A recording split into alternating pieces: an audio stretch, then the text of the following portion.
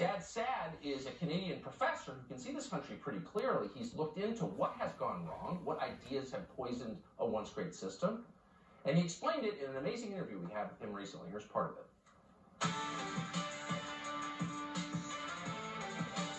It almost seems impossible that our current path doesn't lead to like actual disaster. I agree, and I've been warning against this for many years. Now, people would say, "Oh, you're exaggerating. You're being bombastic. You're being hyperbolic." I always say, "Look, Lebanon is coming.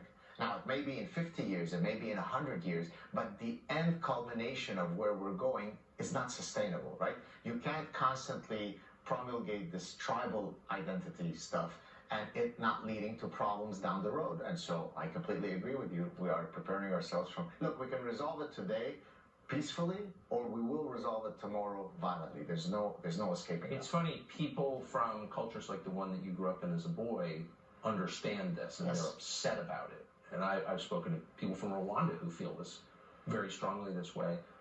You say this so often out loud. What is it's so obviously true. What's the response that you get? Well, oftentimes they kind of reject it. You're exaggerating. It's unlikely, right? So, for example, when I would warn people about all the parasitic ideas, all the idea pathogens, for now 25 years, which led to me writing this book, people would say, "But why are you so worried? This is just in some esoteric department in the humanities." But these bad ideas eventually escape, just like the COVID virus escaped from the lab. At least that's what we think happened.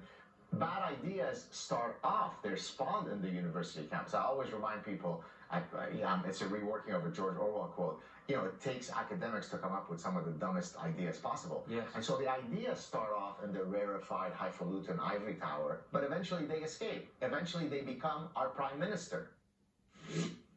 Saad grew up in the middle of the Lebanese Civil War. He knows how wrong it can go. Fascinating conversation. It's on Fox Nation right now. That's it for us tonight. That interview with Saad on Fox Nation really is worth watching. He's great.